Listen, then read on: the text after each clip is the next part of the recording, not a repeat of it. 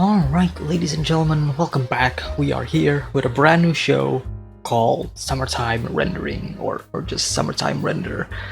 I don't know when this video is going to be uploaded and when you guys can actually watch and see it, because, you know, I don't really want to mess with Disney when it comes to this show, but blame Disney. Don't blame me. They're the ones who put this show on Disney jail. So yeah, I don't know when this video is actually gonna be released on YouTube, but either way, I am really looking forward to the show. This is one of those shows that when it was first announced, it piqued my interest. The first thing that really piqued my interest is actually because it is picked by Disney. I'm like, this is like a weird choice for Disney to choose, but okay.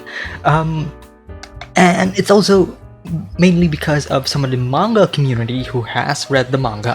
I'm an anime only. I have not read the manga, but the manga community who has seen and read all of it, most of them are like pretty hype as well.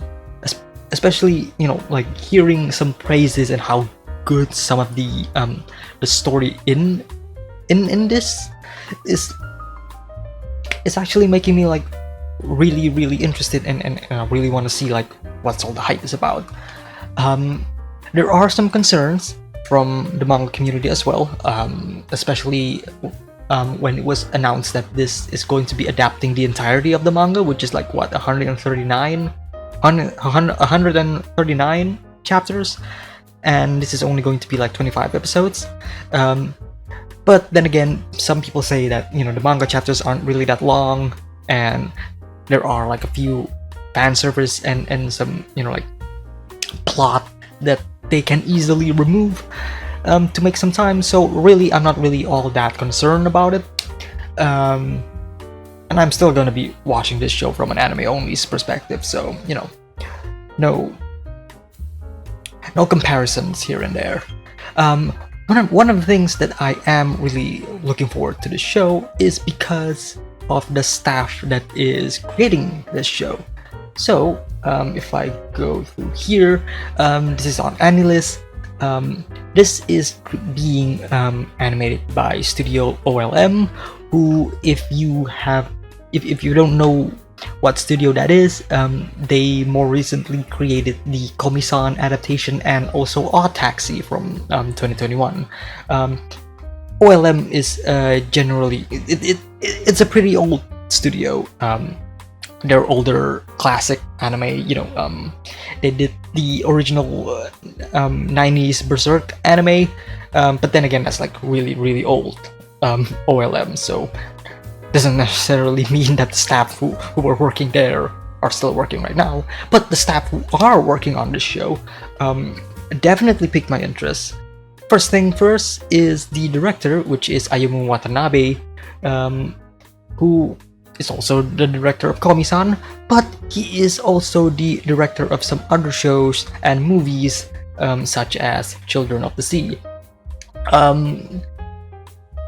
Say what you will about the story of this movie, but what I can say is the direction and the visual, at least when it comes to like the visual direction, this movie is one of the best movies out there. And he also directed like a bunch of other stuff as well, like After the Rain was pretty good, Space Brothers as well, and a bunch of Doraemon.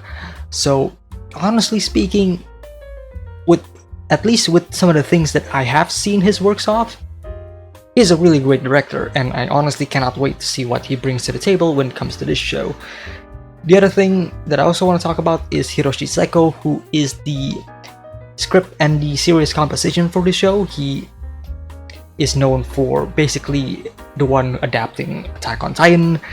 He also did like Jujutsu Kaisen and a bunch of other stuff. He's also going to be doing Chainsaw Man, and Vinland Saga as well, and Banana Fish as well, and Mob Psycho 100. Like, at least in terms of like an adaptation point of view, I am not really all that concerned, is all I'm trying to say. Last but not least, I do want to talk about Keiichi Okabe, who is the composer of the show. He's not working alone. He has a bunch of other people who are working under him as well.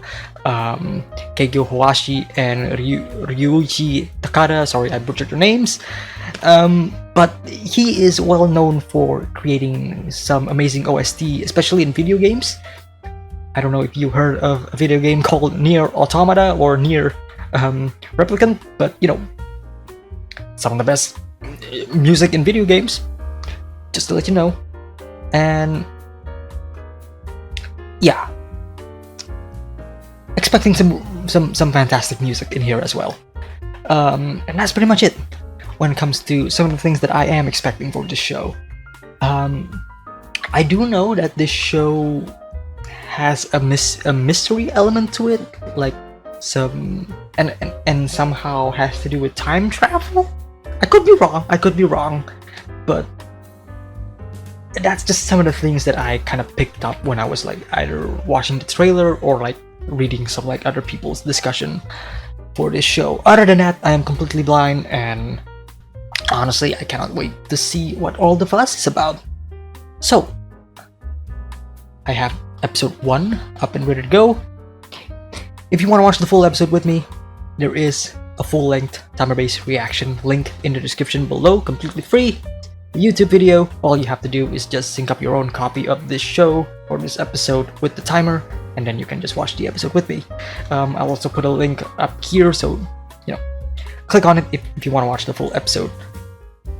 And last but not least, again, I still don't know when this when this show or when I'm actually going to be uploading this show, because again, Disney and whatever. But if you do want to watch the next episode, there should be an early access available over at Patreon right now. So if you want to watch episode 2, just head over on Patreon, and that way you can also support me. And with that being said, if you do enjoy the video, hit the like, subscribe as always. Let's watch the episode.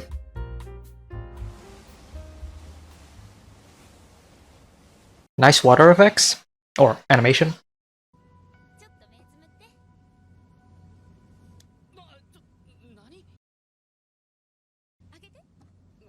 Whoa. The glitches?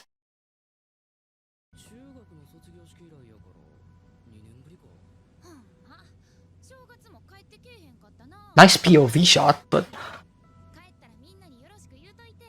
what's with the glitches? Don't forget to find me. Whoa. The eyes are different? His eyes?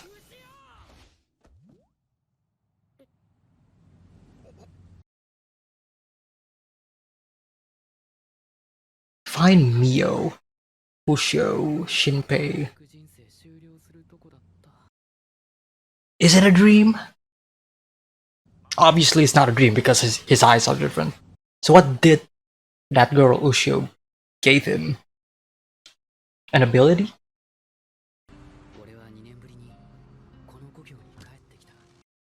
Two years? Okay.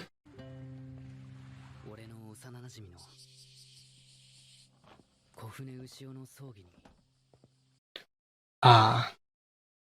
So the girl in the beginning is already dead. But she told she told him to find her.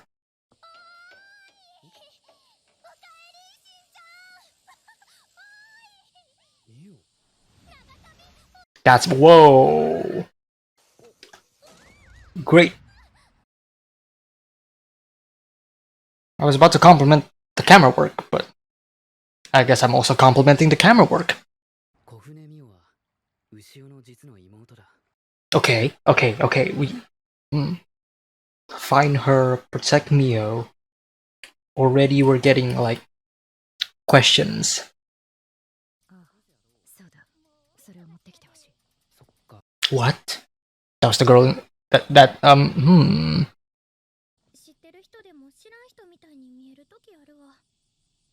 Seems like strangers, huh?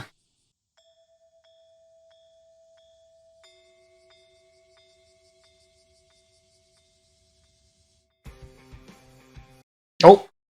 Opening. the visuals are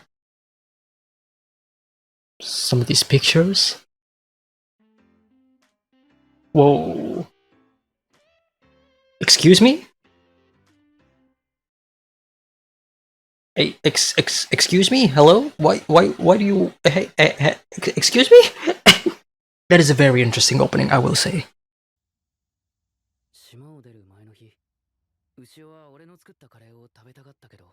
I'm wondering if the sister is like blood related or not, because skin color differences. Unless she's just tan, which, you know. Dr. Hishigata.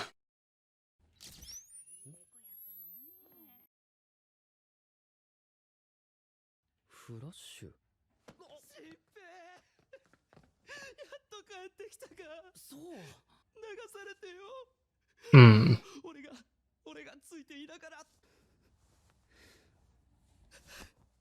It's not your fault, buddy.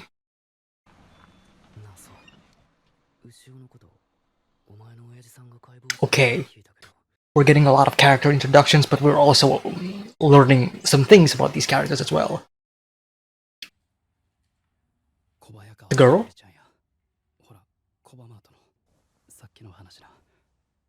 The girl that she was trying to save? Actually really loving the music that isn't being played. Like the silence adds more to the atmosphere.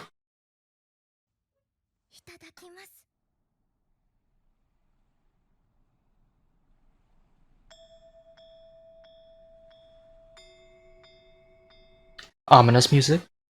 Ominous scene. Very ominous.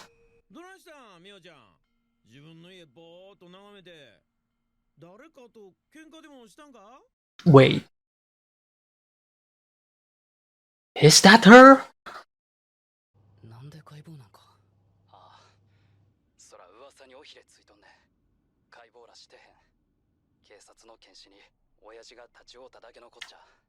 Okay.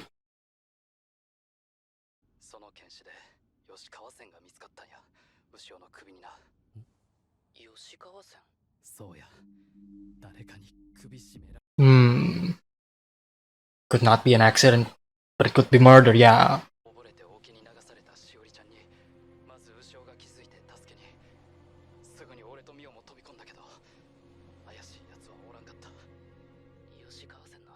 Oh, nice use of the lighting.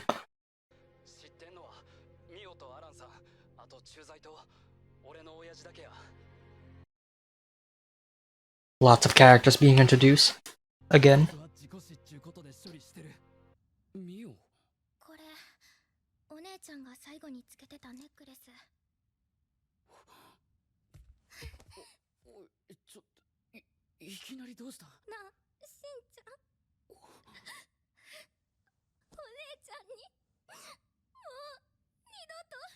Hmm. Hmm. She knows.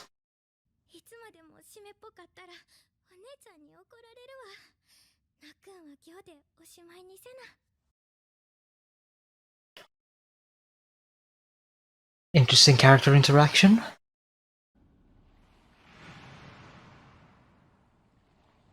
Great transition.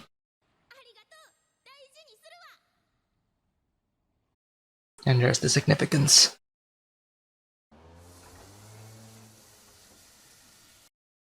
The next day. Wow, that looks delicious.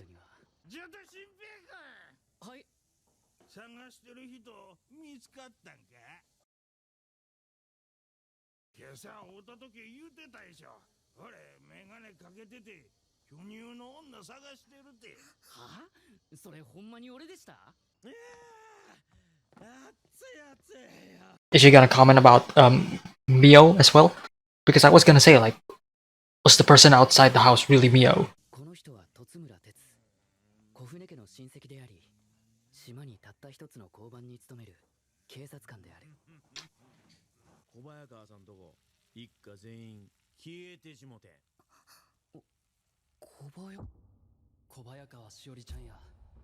Whoa.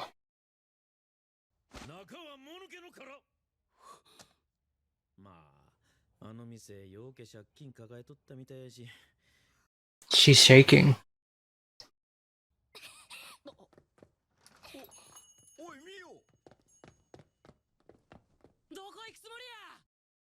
Why is she running away?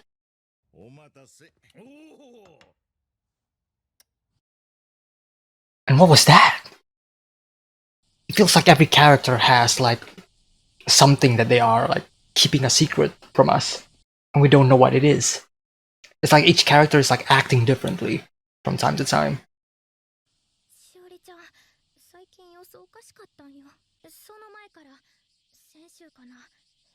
Something weird.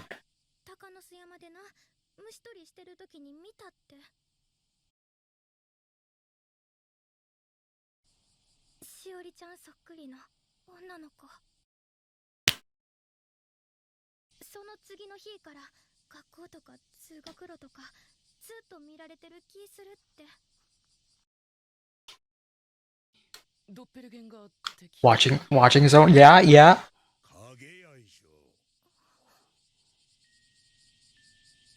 Ain't that the shadow? Also love how in that shot you can see their reflection in the mirror in the other side.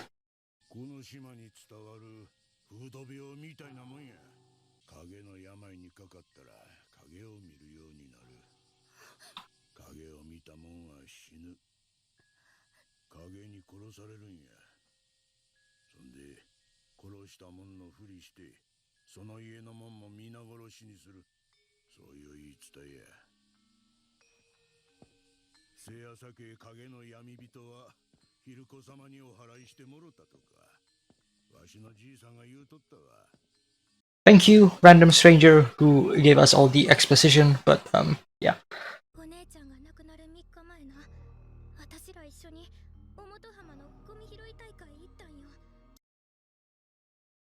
And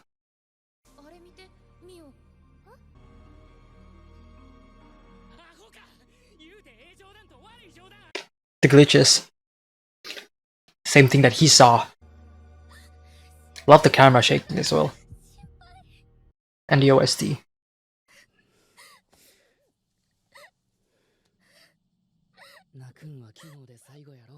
They didn't have to animate him like doing this to his hair, but they did it anyways. That's sick. The animation is in this episode, like there's some like really well made animation.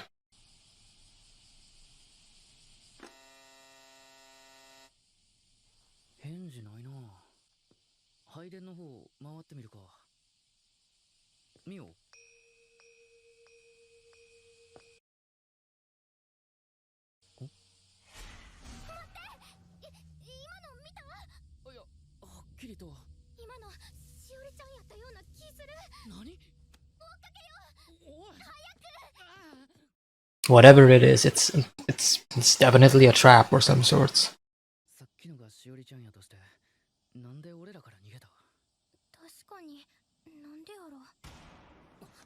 Whoa, that was a gunshot. Yeah, that was a gunshot. Hey, it's that girl. The businesswoman.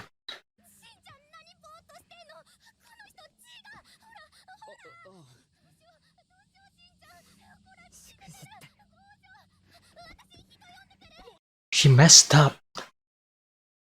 What? Shh.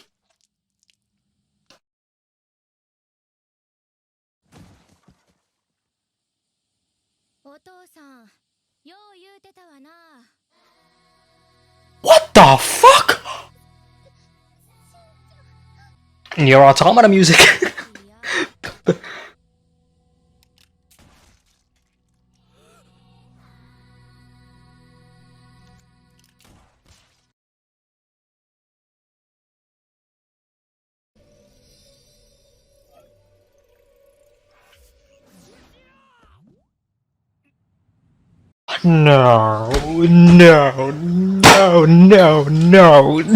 No, way.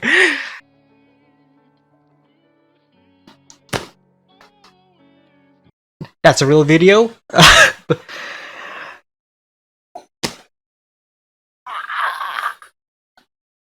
No, no.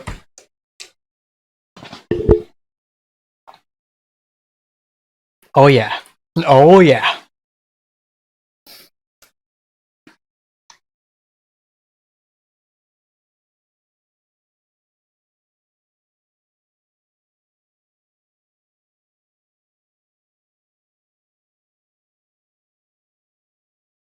Yeah. Yeah. Yeah. This. Yeah. Okay. Okay. I see you. I see you. Okay. This is gonna be a wild ride, isn't it? Oh my. Okay. Before I start diving deeper into the episode, let's just get some minor criticisms out of the way first. Personally, I find that the episode is too fast in terms of the pacing.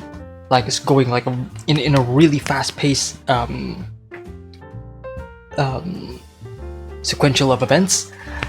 And I was like really having a hard time, at least in certain parts, right? To like actually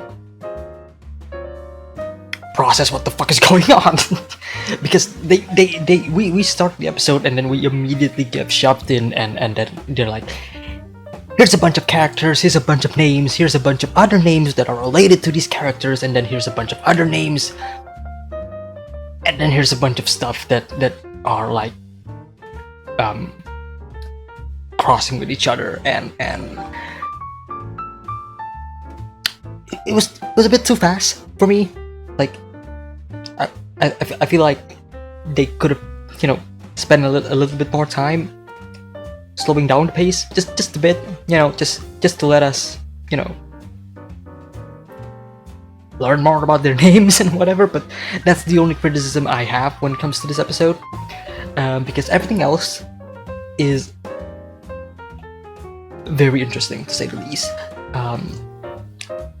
It definitely amps up the mystery element a lot, because the minute the first scene alone already gives me like questions that I want answers to, and the more the story progresses in this episode, the more kind of questions start building up. And it's not just because of like the things that are happening, it's also thanks to, I would say, some of the character movement, animation, and the visual storytelling in general, like and like the editing and the direction as well, like showing fuck, I'm forgetting her name already. Mio, was it the sister's name? Yeah, here. This is like one example of like how you tell mystery in terms of like visuals, while also giving you hints at what it could be. Because previous scene, we saw her sitting on the table eating with, you know, with everybody else, right? Perfect, normal. Next scene, weirdly enough, she's actually outside. Technically, that does not make sense, and if you are making a film, you're not supposed to do this. You're not supposed to show one character in one scene and then show that same character again in another scene immediately after, without having any pre-establishing shots or whatever. This scene immediately makes me go, wait a minute, something's wrong. Something's not right here. Why is she outside? We just saw her inside. And that made me go into my theory of, wait a minute, what if this is not actually Mio? What if this is like a clone of her, or is this like some entity becoming her or some sorts? And thankfully enough, we immediately get that answer in this episode as well towards the end, which I will get to later on. But let's start with the beginning, shall we? What did she do? Judging from the fact that we are seeing this from his perspective, from his point of view, my only assumption right now is that she gave him something that has to do with his eyes, right? because that's the only abnormal thing about him in terms of like character design, is that his eyes are different. Like his left side, his left eye and his right eye, they don't match.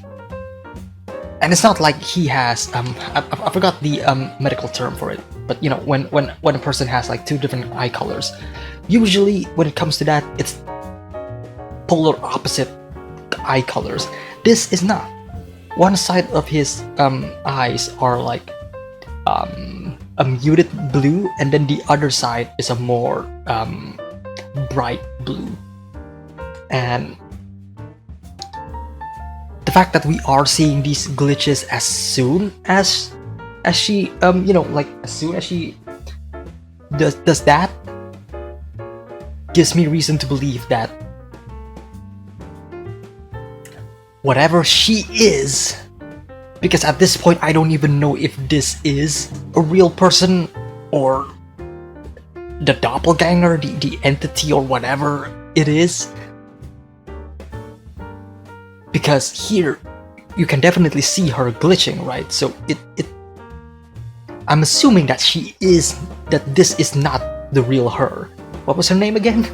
See what I mean? Like, first episode and they already throw so many names, I completely forgot. Was it Shion? I want to say it was Shion. Ushio. Yeah, I don't think this is the real Ushio. I think this is like whatever the doppelganger of Ushio is, and she is talking to Shinpei. But I wanna listen. Well, not listen. I wanna read what she has to say again.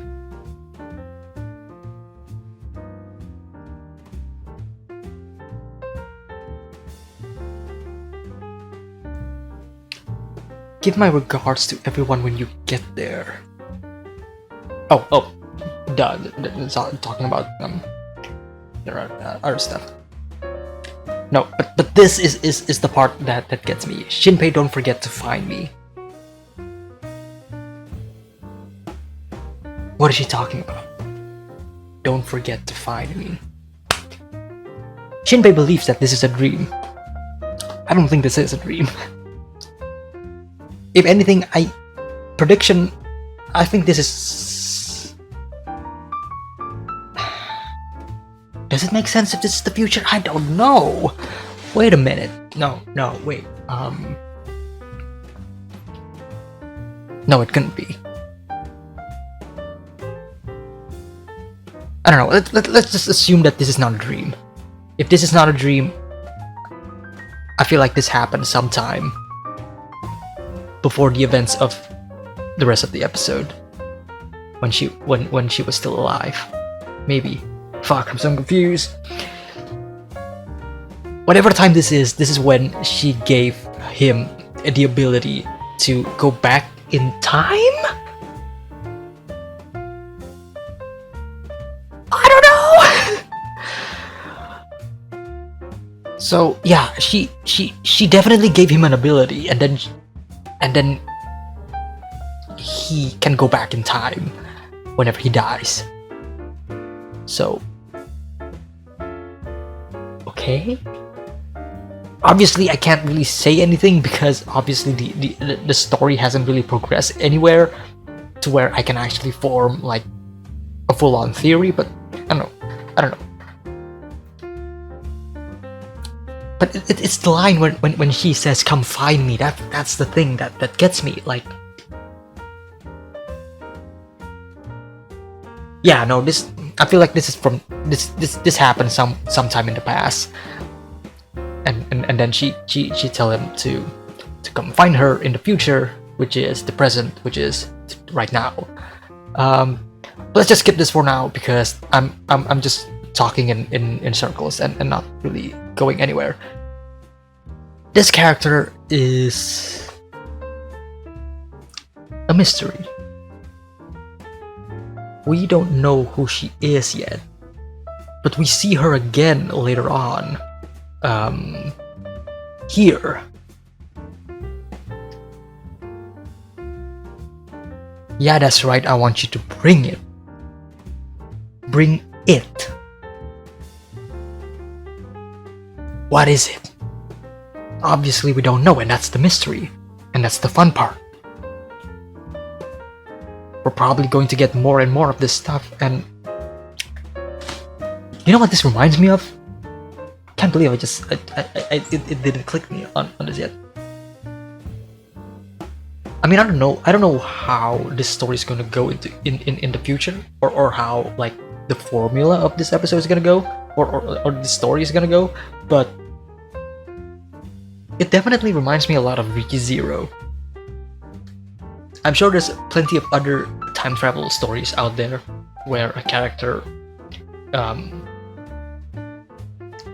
goes back in time and try to find like this perfect like route for him to or her to reach.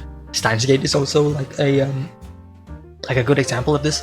But when I was mentioning ReZero, I was mentioning because in ReZero the character loops when he dies, right? Subaru loops when he dies, and then whenever he loops, he does something else. But the more he loops, the more information he gets, and which is why the more better and better he gets. I'm kind of getting the same vibe with this show as well, because we're already sprinkling out these interesting and mysterious moments, right? Like her, and then we got his friend and the police and what have you, right? So in terms of like where the show or story is gonna go, that's the only like basis that I can think of, which is Shinpei looping back in time over and over and over again while gathering more and more information on whatever the fuck is going on in this place, right? Gotta go back a bit because there was this shot that I find was like, oh, that was a really good shot, which is here. Yeah, here. Like great use of like a CG environment to have the camera like sweeping in on like that, while also keeping the characters still in 2D. Like this entire section is 3D, and then everything else in the background is just 2D but on different layers, stacked on top of each other to give the illusion of perspective. That's fun. That is fun. Panty shot, great. Fan servers, unnecessary, but I'll allow it. Protect Mio. That's right. She said that in the beginning. I completely skipped about it. Yeah, fuck. I have nothing. I have nothing. Obviously, there's information that was already given to our main character, but it's in fragments, so we don't know the full context of, right? Find me, say, protect Mio. What is the significance, and how far do we believe in those words, right? And then we get this really cool opening that isn't your conventional anime opening, but I love it. It's these kinds of openings that I personally gravitate towards a lot more whenever they are on screen. Like I love my normal anime openings, don't get me wrong, but when an opening decides to be different, at least in anime, right, where they're not really showing much of the story and it's more so just the visuals, I really appreciate that. I'm trying to see if there's like anything like interesting in these pictures.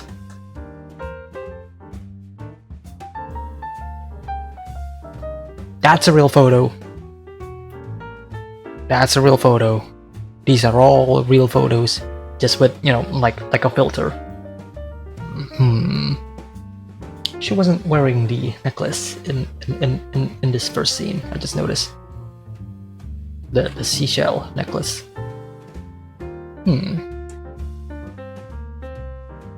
Interesting. Because in the opening, she is wearing it. Here. And she's wearing the same... is it the same clothes? Yeah, it is. It is the same clothes. So she's wearing the same clothes.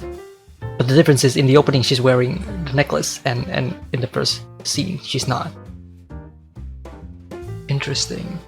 Interesting. That kind of makes me, you know, wonder even more, like, which one is like the real Ushio, and whether or not in the Ushio that we saw in the opening scene was the real one, or the doppelganger entity, whatever have you, version of her. Yeah. This is a cool shot. No pun intended, but alright, moving on. I want to talk a little bit about his eyes. So, we know for a fact that he is not related to her or Mio or that family at all. He's adopted. He got taken in after his parents died. Alright. But let's look at his eyes for a moment, right? One is bright and one is not. It's safe to assume that the one that is bright is the eye or ability or whatever, still predictions and theories that the girl Ushio gave him in the opening. But then you look at this photo and then you see them side by side with each other. You can definitely see that the more dark and muted eyes is his natural eyes. His right eye isn't as bright as Ushio. And Ushio and Mio's eyes are the one that is like really, really bright, right? Like it's a more light blue, it's more saturated. Like obviously I can't really, you know, say anything right now, but I wonder why his eye is changed to the color of these two other sisters. And then we get this. Dr. Hishigata is performing on the autopsy. I mean, you know, someone's disease, someone's dead, you know, that's normal in some cases. You know, trying to see like the cause of death or whatever, so not really surprised here. Later on in the episode, we learn that Dr. Hishigata is actually Sou's father. And this is what I was saying, like, so many characters being introduced, and so many relationships already, relations already, like, being, like, told to the audience, and I'm like, there's so much. I can't really keep up. In the first episode, the pacing is way too fast.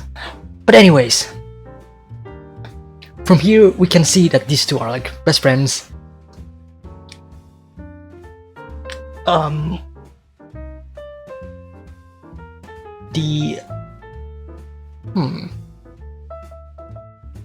His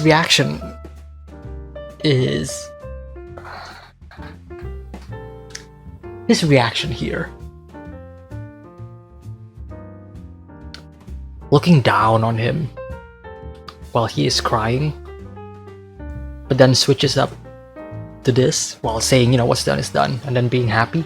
I don't know. That was a little bit weird for me. And when I say weird, I mean it's off for his character. Like there's definitely something there, but I can't put my finger on it just yet.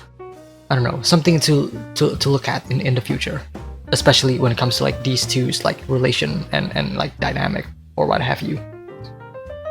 But it seems like both of them are like really like close friends, because evidently later on in the episode they talk on the phone with each other, you know, and him telling, you know, like the truth or whatever. Can't put a pin on it just yet. I love this scene, especially like the use of color in these two shots, with the blue background contrasting with the red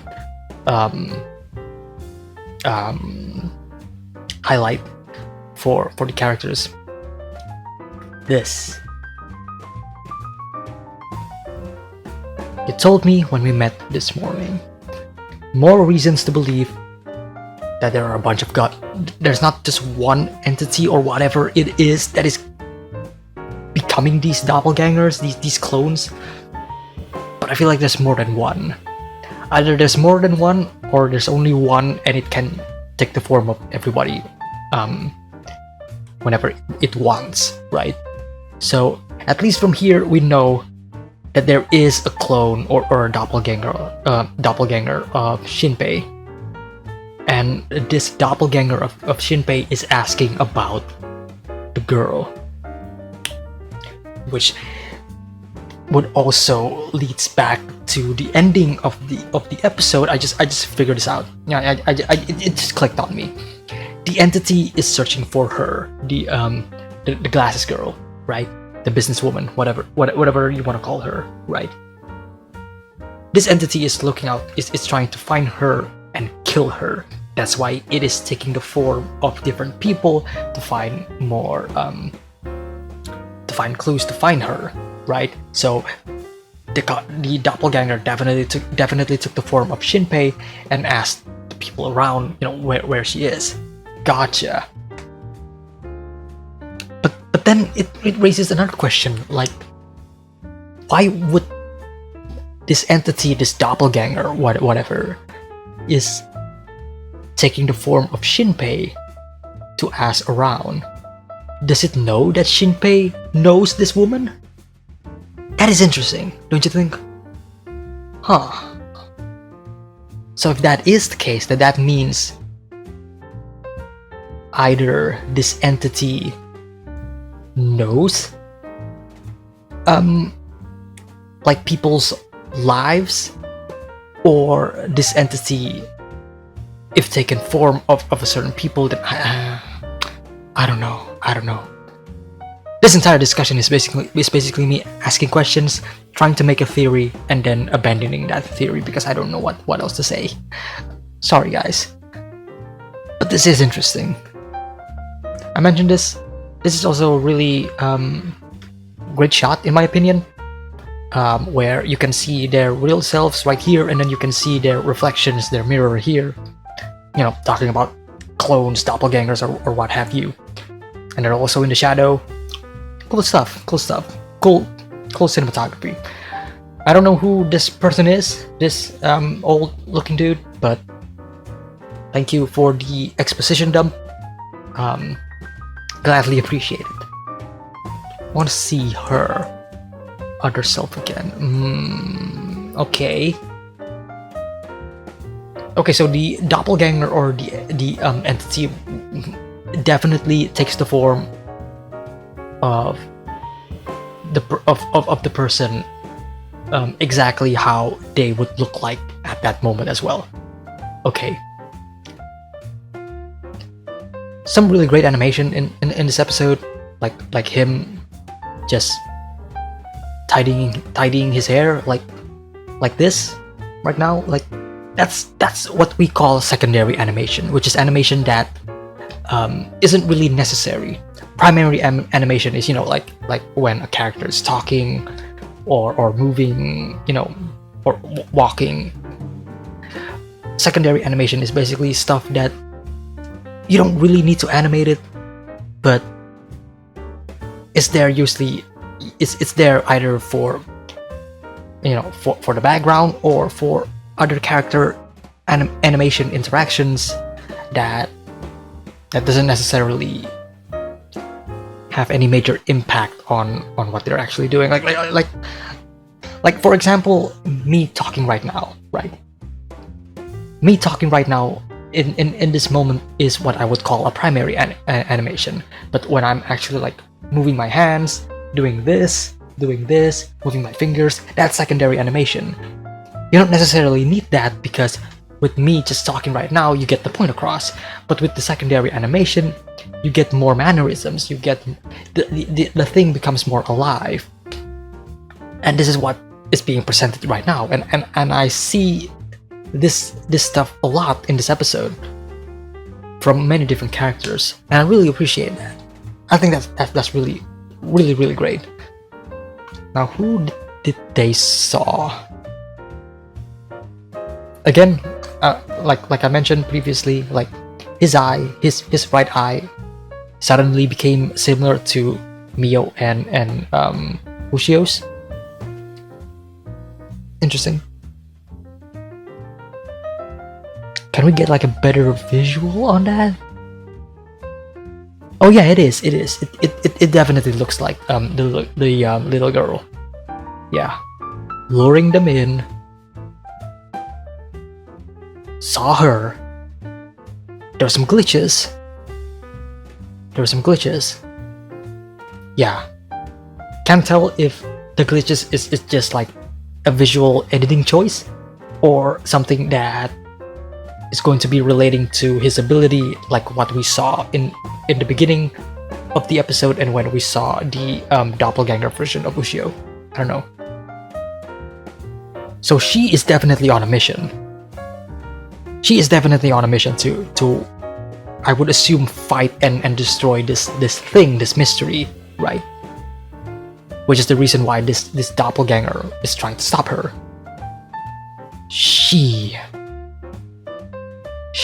who is she? She's definitely talking about the entity, but what is the entity? That's the question. Is it actually Ushio this entire time? Probably not, right? Or is she actually trying to tell him about somebody else?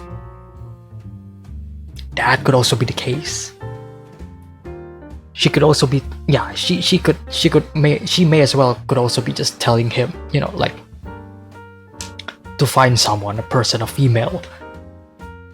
But because we don't have enough information, I can't really